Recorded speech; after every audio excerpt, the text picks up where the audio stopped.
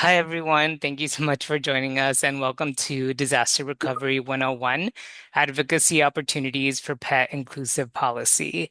My name is Miguel Ruelas. I use he, him, and they, them pronouns. And for folks who are blind or have low vision, I am a male presenting person with a beard and glasses, light brown skin, and I'm wearing a headset and a black and brown hat today with the background of some plants that I'm fairly proud of and uh, lovely peach walls. And so I am speaking to you today from unceded Tongva land, or so-called Los Angeles. I'm excited to moderate this session for Noah today, who I'll be introducing in just a second. Again, my name is Miguel, and I'm the Community Resources Manager here at Pasadena Humane. And in January 2025, the Pasadena humane community was immensely impacted by the wildfire. Over a year later, we continue to support impacted animals and displaced families. We learned many lessons during that time in regards to meeting the needs of our community, as well as a reminder that we do not live in a vacuum, and the way that class and race play a huge role in who is most impacted, what side of town received earlier evacuation notices, and who has continues to have access to assistance on the long road to recovery. So I do have a special place in my heart for today's session. So I will move forward and introduce Noah and hand it over to him in just a second. I'll be keeping an eye on the chat, so please put any questions you have in the Q&A box, and I'll be addressing those to Noah during the Q&A portion, which is the last about 10 minutes of this session. So Noah Patton is a manager of disaster recovery at the National Low Income Housing Coalition, NLIHC. Over the last 6 years, he has coordinated the NLIHC-led Disaster Housing Recovery Coalition, a group of over 900 local, state, and national organizations working to ensure that all disaster survivors receive the assistance they need to fully recover and provide advocacy guidance and technical assistance for disaster housing recovery efforts across the country. Noah previously worked to provide legal and housing assistance to families and veterans experiencing homelessness in Baltimore City, where he currently lives. Noah received a JD from the University of Baltimore School of Law and a BA in Political Science from McDaniel College. He has been a member of the Maryland Bar since 2018. All right, Noah, it's your show. Cool. Everybody seeing the slides? Cool. Well, welcome. My name's Noah Patton, as Miguel just said. Happy to be here with you all. I'm going to hop right into it. Boop. NLIHC, it's an organization dedicated to achieving racially and socially equitable public policy that ensures people with the lowest incomes have quality homes that are accessible and affordable in communities of their choice. We're a bit unique in terms of the DC landscape in that, we don't represent a specific subset of, the housing industry. We solely exist to represent the needs of the lowest income households. Um, we started doing disaster work kind of in earnest, I'll say, in 2017 after Hurricanes Harvey and Maria. Kind of initially convened a group of state and local folks impacted by those disasters and started working on policy issues, started working on disaster response and recovery programs. And then we had really bad wildfires that year, so we added in wildfires. And we've just been kind of adding disasters in places since then. So we've grown up to a group of over 900 local, state, and national groups working to ensure that all disaster survivors receive the assistance that they need to fully recover.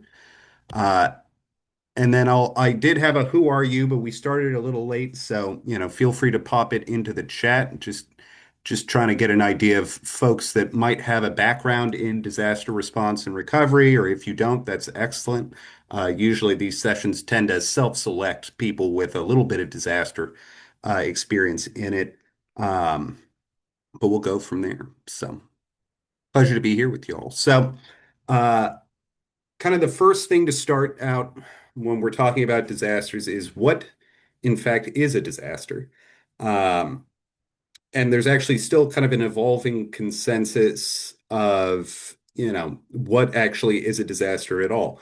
Uh, all of those definitions in play contain some semblance of you need a hazard, which is, wind, rain, or Godzilla. You need the built environment where we live and work and generally go about our lives. And that hazard means that the built environment where we live cannot effectively withstand it and then continue to work as it normally would. Um, so the subtext to a lot of this is that there's no such thing as a natural disaster. So, because you'd see in the definition here that the hazard, like a hurricane that's just over the ocean, isn't a disaster because it's not over anything, it's not disrupting anything.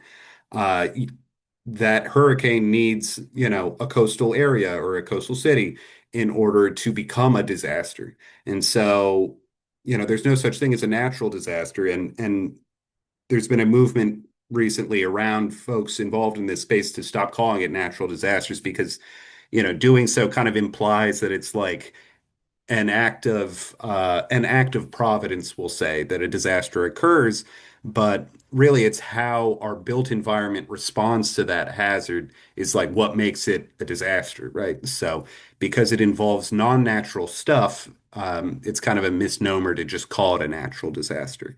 And I think also, we hear a lot of discussions around, whether a disaster is, they're like, oh, disasters aren't political. Uh, I'd wager that again, because a disaster depends on how our communities are built and how our communities function. Disasters are inherently political.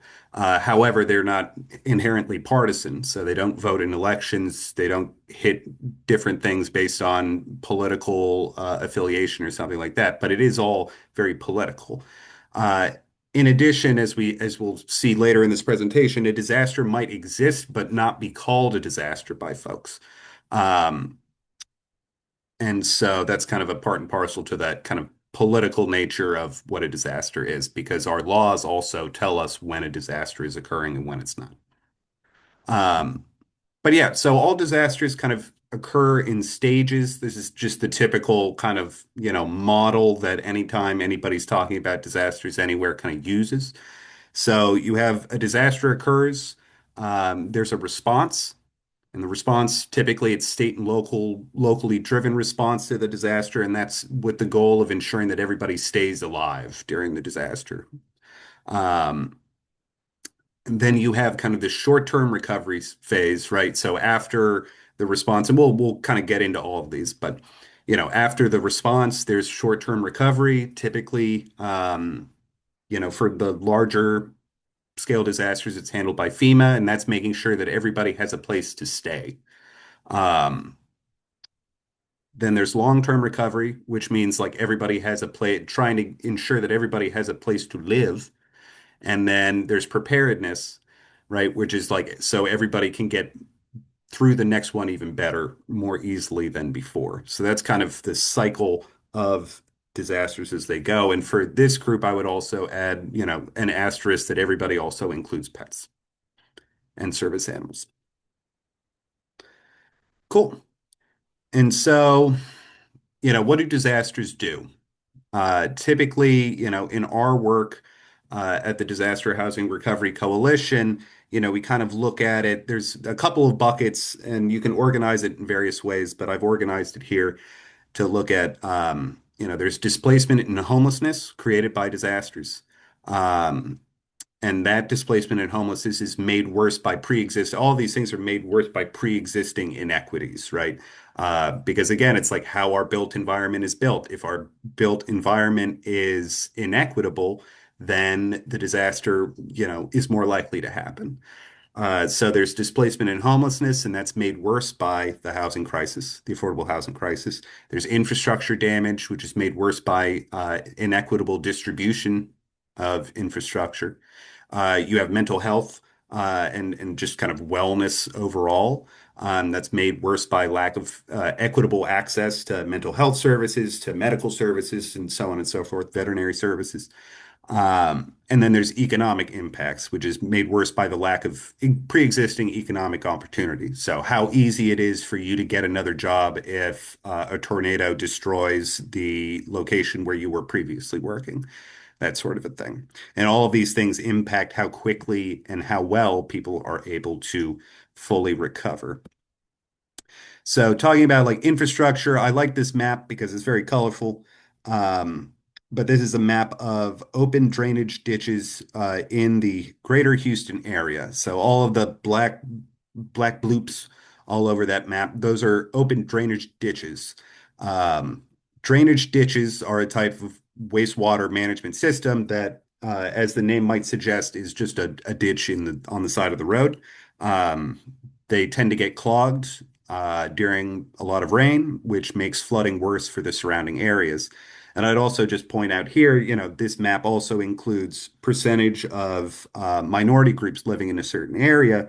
And you can see by looking at it, the majority of the black dots here are located in areas of higher minority population than not. So we're talking about like where is the good infrastructure located and where is the bad infrastructure located here.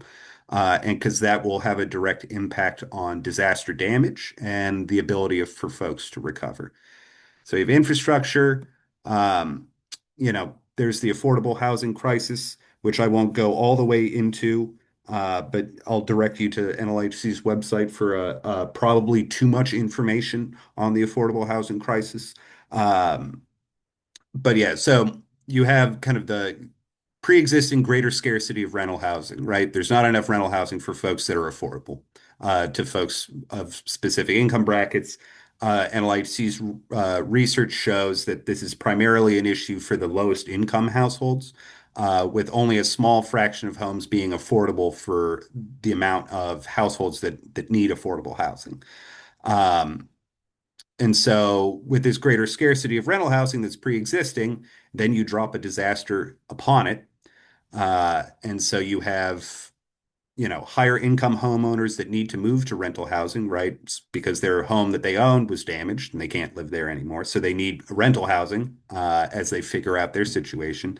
And then you have renters whose homes were damaged and they need new rental housing, right? And this lack of pre-existing housing creates more inaccessibility, right? So you lack workforce housing for recovery workers. There's higher rents due to the scarcity of housing available. And in addition, there's lack of accessible housing for individuals living with disabilities. I would also say there's lack of accessible housing for individuals with pets and service animals as well. It makes it harder for them to find locations that do accept pets of their preferred variety. And Finally, that leads to population loss, right? So you're talking about displacement of the population. When people can't find places to live someplace, they tend to go other places where they could. And then increases in homelessness, And it's like Asheville, North Carolina, they just did their point in time count, or their census of folks experiencing homelessness in Asheville, and it's the rate of people experiencing homelessness in Asheville has doubled since Hurricane Helene impacted that area last year. And the same thing, we see the same thing in Houston, we see the same thing in most places. So, and this is a bit of a more spatial kind of description of displacement. Uh, as you can see here, so this was from the Camp Fire, which was outside of Chico, California. It was a very horrible fire with a lot of fatalities, and a town was essentially burnt to the ground. Uh, and you can see here the richer or the higher your household income, the richer the household, the higher income folks were able to move very close to where they had previously lived. So they were able to kind of weather that pre-existing housing shortage because they could pay more money for existing homes. So they were able to move closer to where they used to be. For folks with lower incomes, it was much more likely for them to move even further away than Chico. And this is a heat map of where folks moved from Paradise, California across the country. So just talking about displacement. And then when we're talking about services, mental health services, medical services, as well as economic opportunity, um, you're looking at pre-existing location of investments. Um, there's certain areas where there's less investment. It makes them much more vulnerable to economic shocks. There's also the location of services, banks, grocery stores, emergency services, public transit, that sort of a thing. And all of this kind of congeals into inequitable disaster impacts, especially for folks with the lowest incomes, right? So we got all of that. Um, cool. And then we'll look into, so we're getting a little bit more into the state. So those were all the disaster impacts. And now we can talk about like how our communities respond to disasters and what are the mechanisms in place to assist in actively responding uh, to a disaster. So you'll have a lot of people are always will always rightfully say, where's FEMA in this? Where's FEMA doing this? How are they doing that? So, when a disaster does occur, so when there's a disruption you know, to a community, if the disaster is bad enough, if the disruption is bad enough, a state or a tribe or a territory will request federal assistance. So they'll call up the Federal Emergency Management Agency or FEMA and request federal resources there. Uh, FEMA will then take a look at the impact of damage, or the damage impacts, basically. How many people, how many homes have been impacted? What's the projected economic damage of the disaster, et cetera. Um, and then recommend to the president that they approve or disapprove this request. So this disaster declaration will also have different types of assistance, which we'll get into, but it does have to have a specific request in it. So they'll be like, okay, we're going to approve IA and hazard mitigation grants and public assistance, et cetera. Um, and I did want to note, historically, this hasn't been a political question. It's really just looking at the level of damage, the level of economic issue, impacts for a state.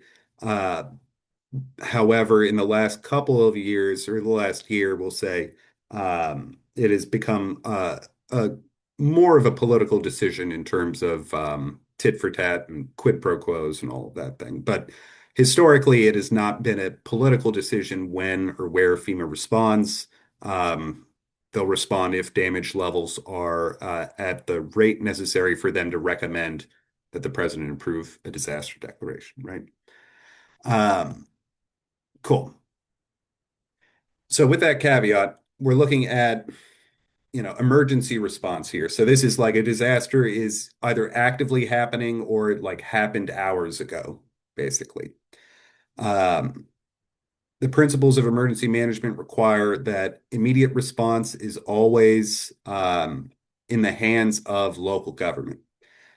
This is a principle often followed by, law enforcement as well as, firefighters, emergency medical services, and that sort of a thing. The folks on the ground that are familiar with the community are the best folks to be steering resources which way, this way and that way, et cetera. And we'll talk about, just make a note of that for a little bit later.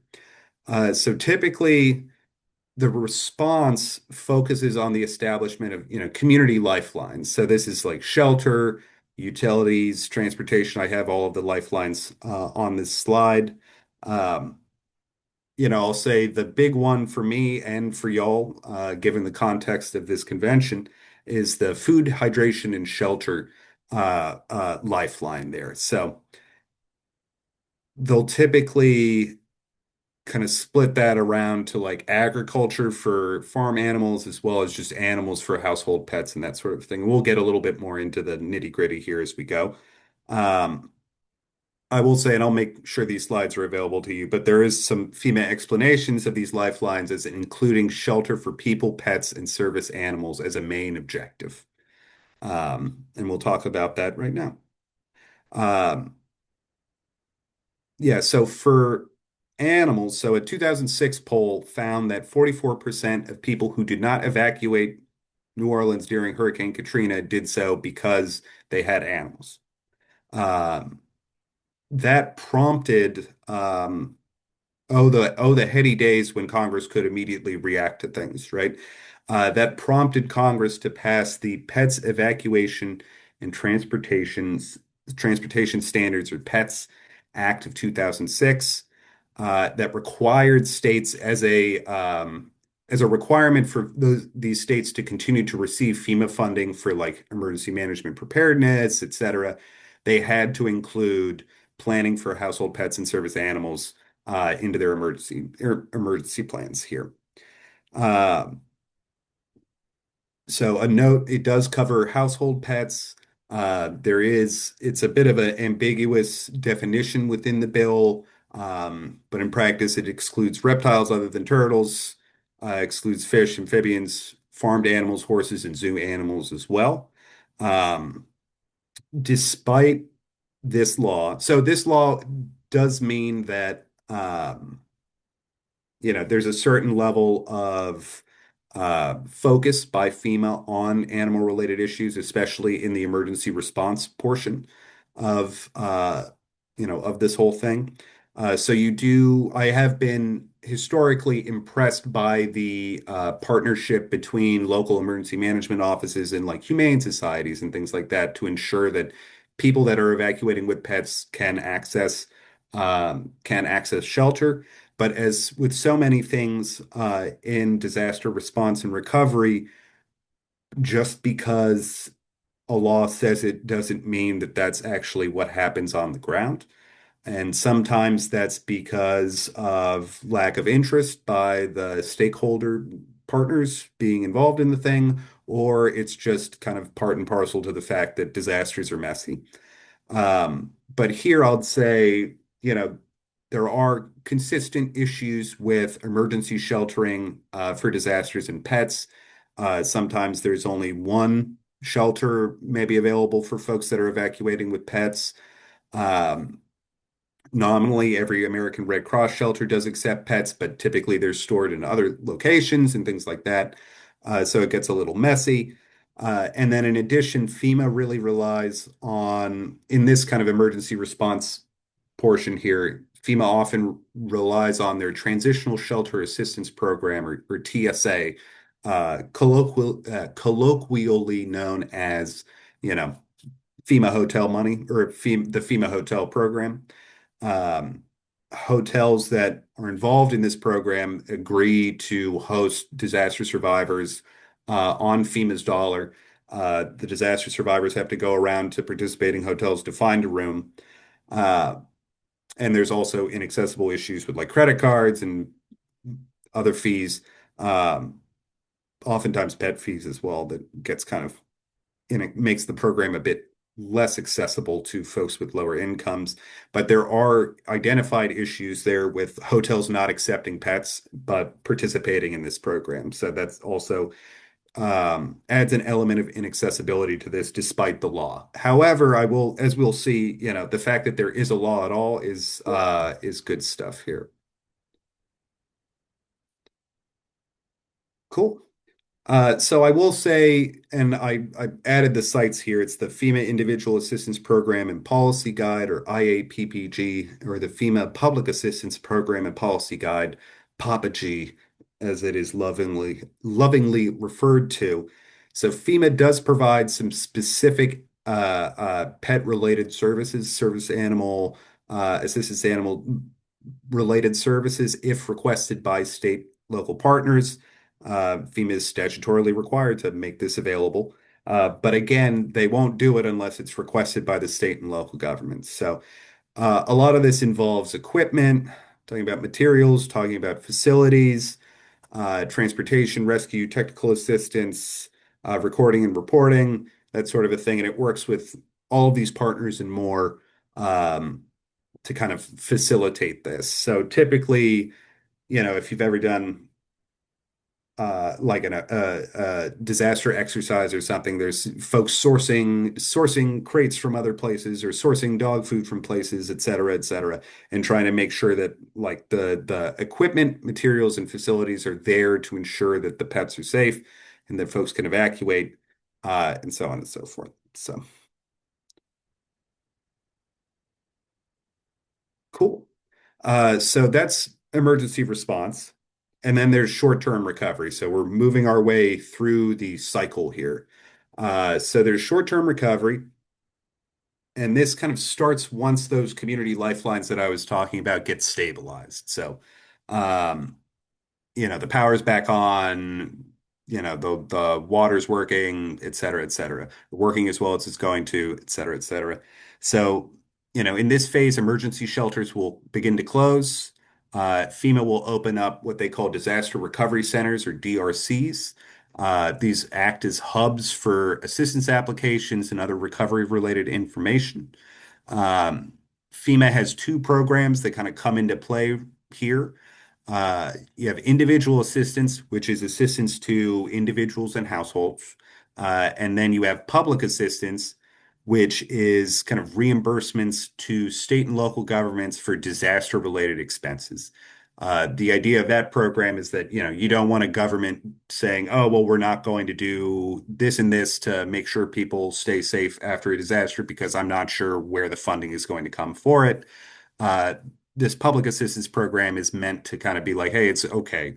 You're going to get you're going to get money for this. Don't let financing be a question in the throes of disaster response, right?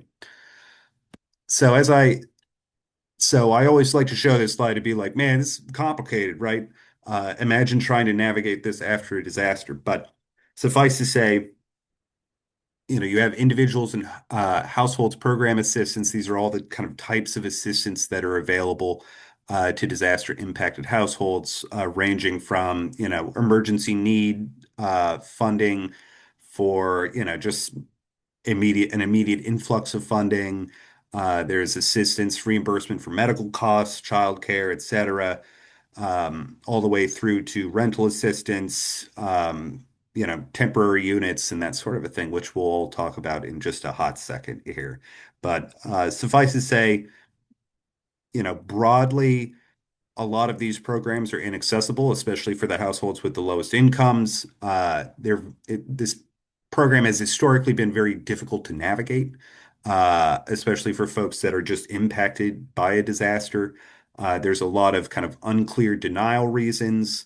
Um, Kind of the best example I like to give for this is there's a question on the FEMA application that says, uh, do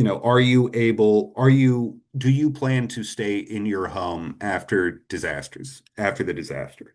Do you plan to continue to reside in your home after the disaster? And people say yes, because they want to go home, even if their home is inaccessible or is damaged and things like that.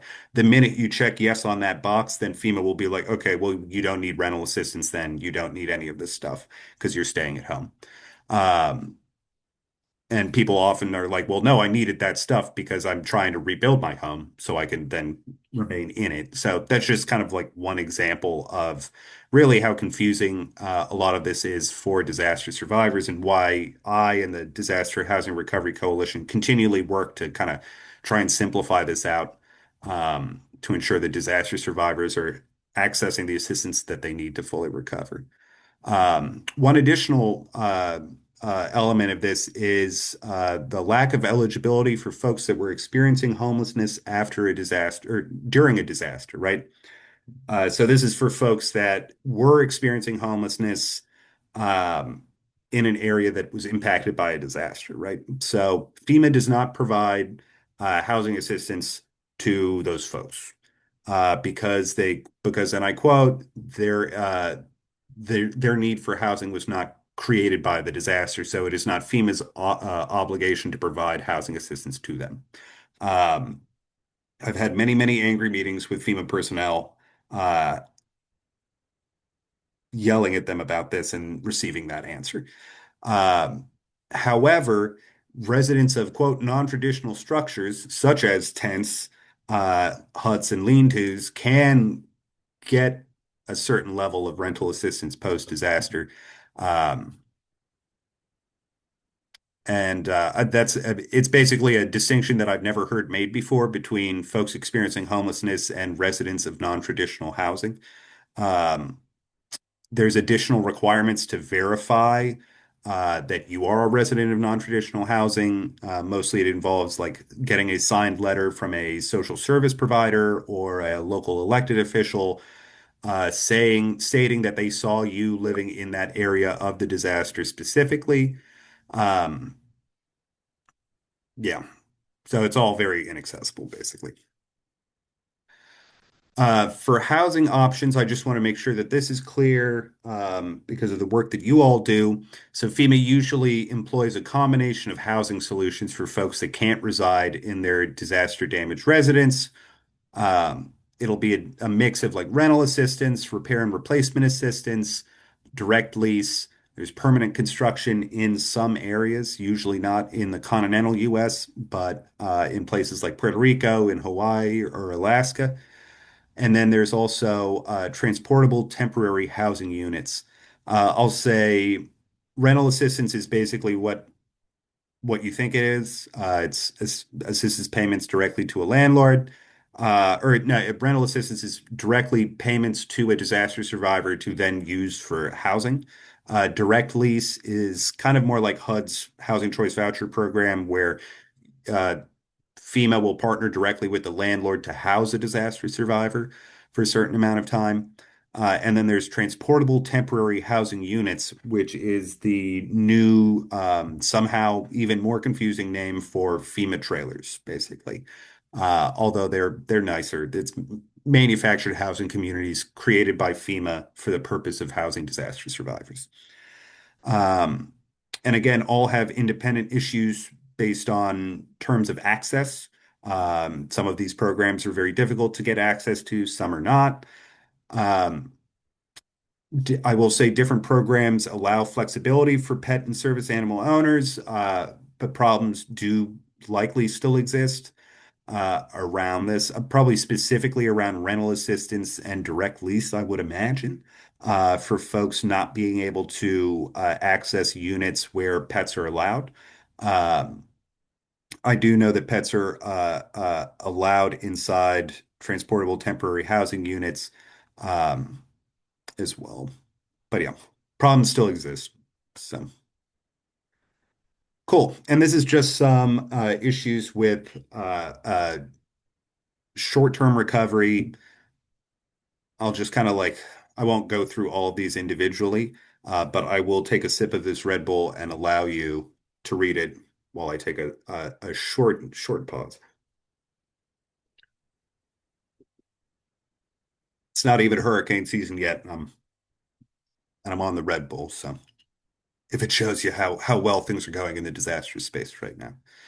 Um, but yeah, I will say, yeah, I think the displacement severing support networks is also an important thing. Even moving as close to 30 miles away is going to cut you off from your church or your veterinarian or your close family and things like that. So um, that displacement is historically a big issue around this, especially with access to housing and kind of your ability to quickly recover after a disaster. Cool.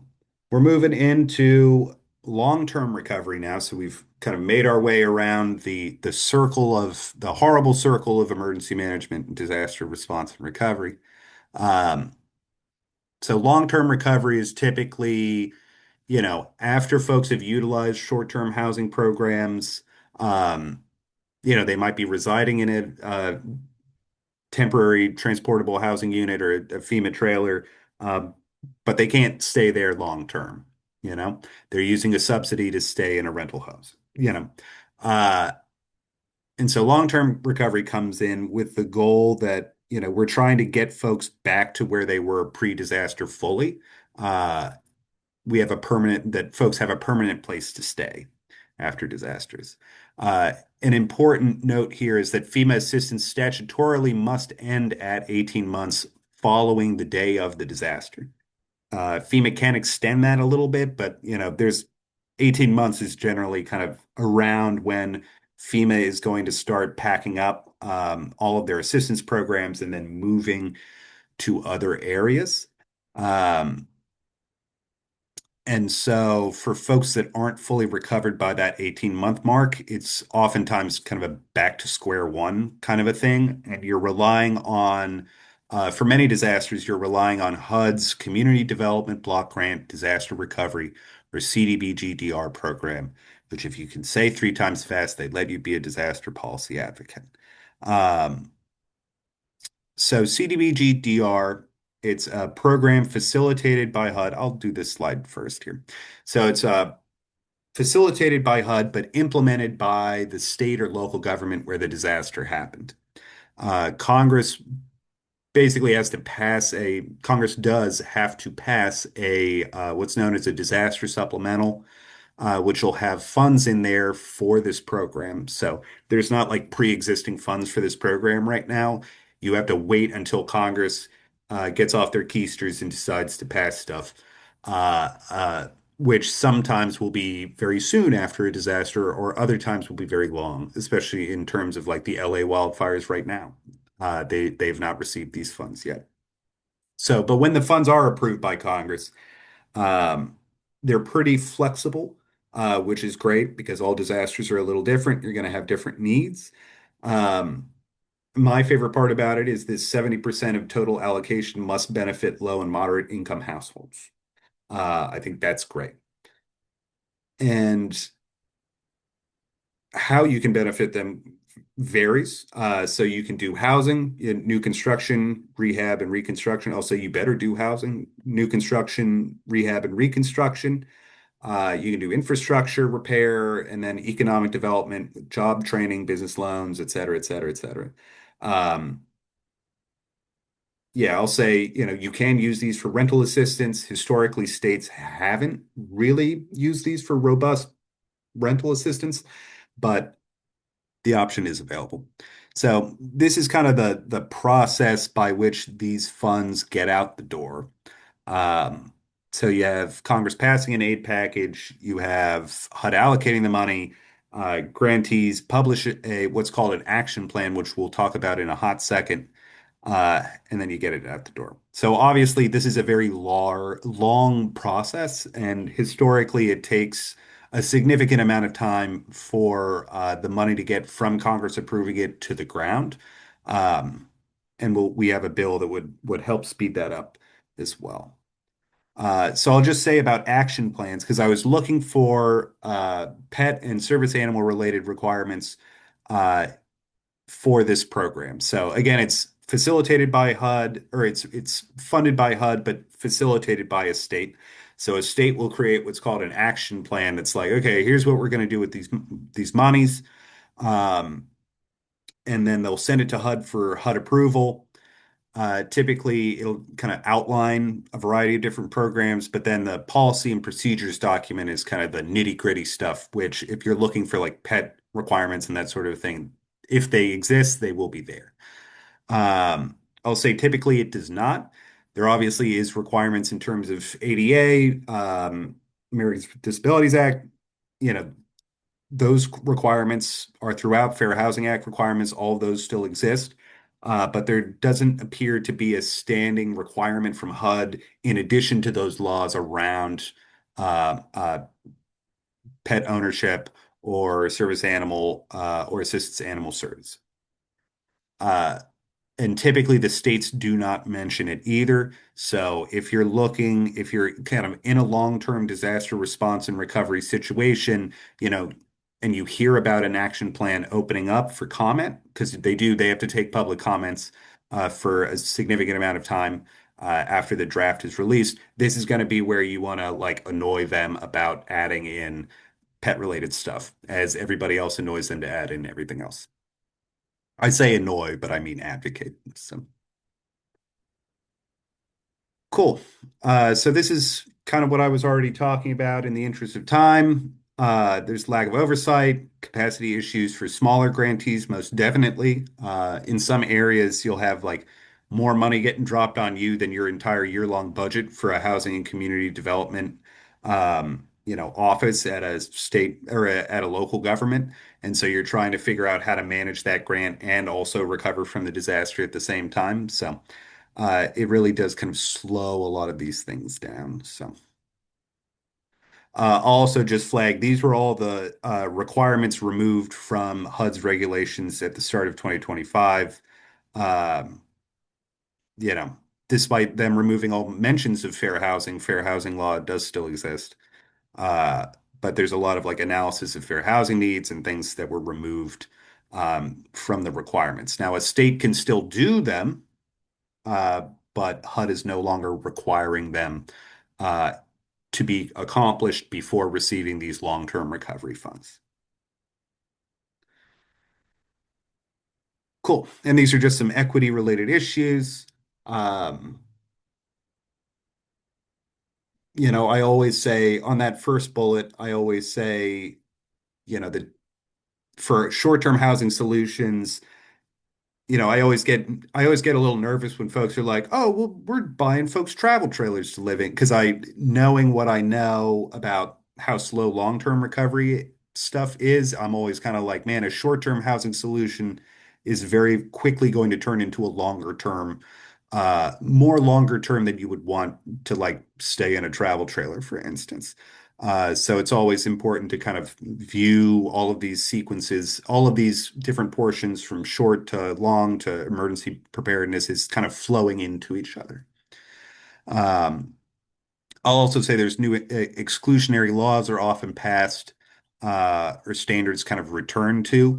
There's, studies that show that, in the immediate aftermath of a disaster, you'd think everybody's first reaction is to like, start like, you know, you know, it's like that it's a Stephen King novel or something like that.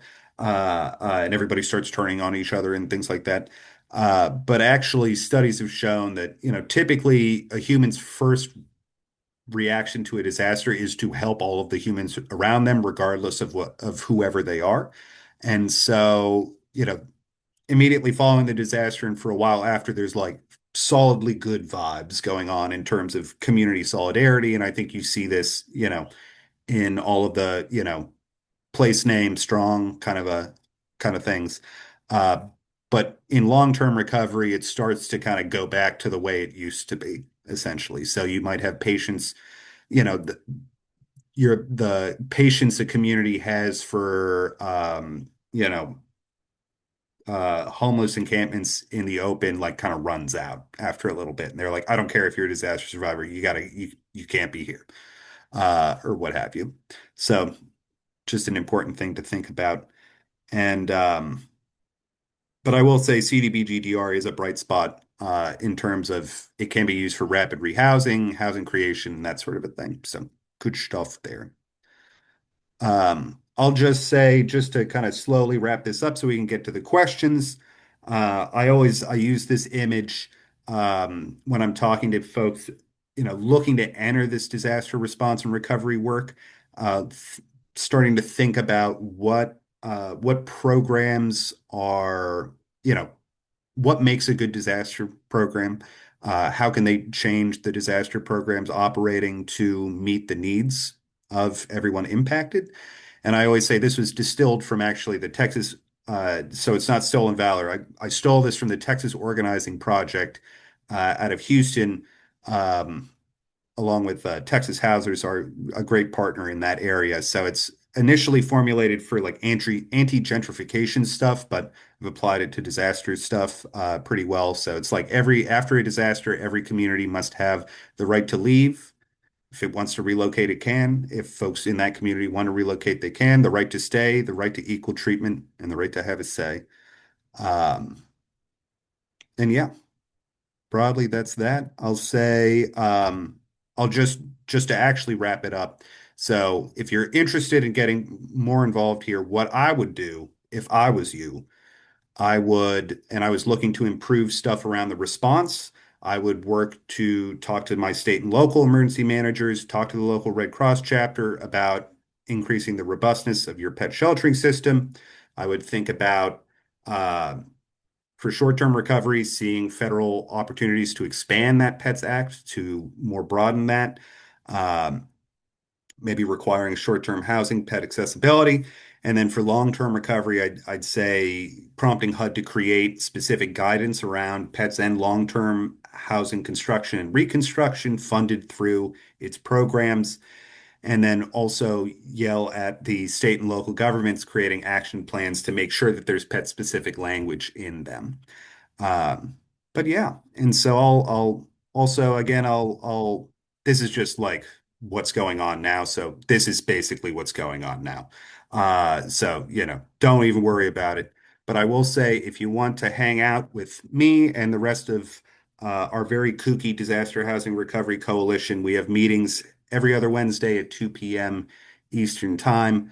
Um, Talking about this stuff and all the more. So, and I'll make sure everybody gets the slides, but I will stop there because I see Miguel has come on camera. Thank you, Noah. Thank you so much for that information, for very thorough information, very real breakdown of information, and for being so timely. Dang, you really got that right on time for questions. And we do have quite a few questions in the Q&A, so I'll want to make sure that we have time to get through as many of them as possible. So I'll just move forward with that. And one of the top questions I have here is what kind of data is currently missing when it comes to pets and post-disaster housing? And how could better data collection strengthen the case for more inclusive recovery policies? That's a good question. I could probably do 5 additional slides on the data aspect here, but in the interest of being concise, I'll say so there is a database of FEMA collected data. It's called Open FEMA. It somehow still exists so far, and which is good. And it basically details like approvals, denials of programs, average amounts of assistance going out, that sort of a thing. But historically, it's not very granular, which kind of prevents us from doing a lot of this outcome tracking, where we're trying to be like, how was a person that accessed FEMA assistance more likely to remain in their communities 5 years after a disaster? That kind of data collection doesn't exist. There's not a lot of compared to HUD, where, they're kind of collecting data pretty consistently and sharing out with researchers and that sort of thing. There's not that level of attitude at FEMA right now. And so I don't think that data is being collected. Getting that data collected in terms of like, why did you not access housing via this program, or for long-term recovery, hey, why did you not apply for this apartment unit or something like that? That would really give us a better idea of how this is going. So, Thank you. And really quick, I know some folks are asking, how do you folks join the meeting that you were talking about at the end of the of your slides there? oh, I will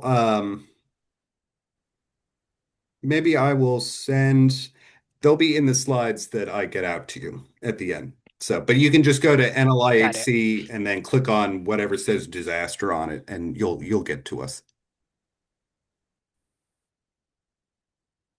Cool. Thank you. Another question we have is how do landlord policies and the shortage of affordable pet-friendly rentals shape post-disaster recovery, even when households technically qualify for assistance? For that, I think that's the crux of the issue is the lack of existing affordable housing that is accessible to folks, and whether that's accessible because they need a ramp to the entrance, or it's accessible because the unit allows a pet of a certain poundage or what have you. I think that all drives this displacement that we're seeing. It drives that entry into homelessness and so on and so forth. So that's definitely a significant issue there.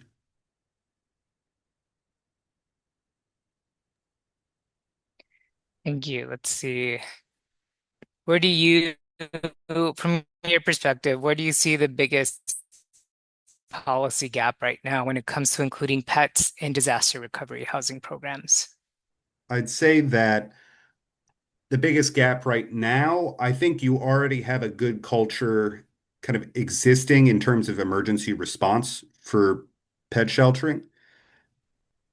I think that the issue that I would look at would be that long-term recovery and that short-term recovery stuff. Because there's already a kind of a robust participation with like humane societies and that sort of thing into that kind of emergency response portion, but there's less. I just see a lot of the language dropping off in the latter half of that of the cycle.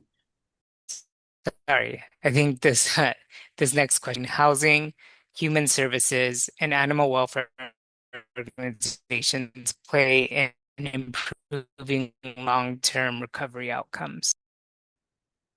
Those organizations would be great at playing an education role, I think, with disaster, with long-term recovery stuff. Um, the folks that are putting together these programs might not be familiar with the realities uh, of this field that I think, ensuring that they have the feedback necessary to add the requirements necessary to achieve maximum accessibility, I think would be an excellent way to start. And then if you get pushback, then you can kind of go through the full advocacy push and things like that.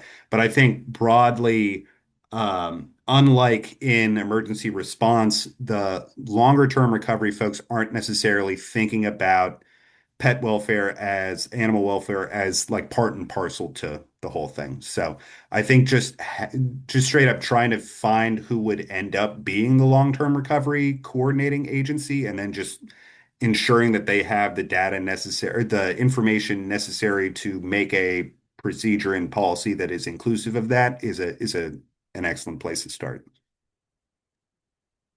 And I think we have time for exactly one more, and really it's your call to action. So for local advocates and community groups, what are the most effective ways to engage in disaster recovery housing policy conversations? So I'd say connecting with us always works, but we also have a toolkit that's available for folks that are trying to get into this. It's very long. I'm sorry, I'm very wordy. But that's a good place to look just for ways to get started. And I think, primarily it's just finding out who's doing work around hazards and disasters in your area, linking up with them, and then also meeting with your emergency managers just to say, hey, I'm part of an organization that has capacity and information and expertise that can assist you in responding to disasters, and just making sure that the day after a disaster is a very bad time to meet with your Office of Emergency Management for the first time. So doing that well before the disaster is always encouraged, just to make sure that they know who you are and that you have resources that can assist in the aftermath of a disaster. Amazing. And thank you so much, Noah. That's all we have time for. I think a break is coming up, but I just want to make sure that my internet connection says I'm unstable, that you are much appreciated. And, and we are really grateful for the information you shared today. My pleasure. Thanks, y'all. Appreciate you. Chasing the night away, never judging.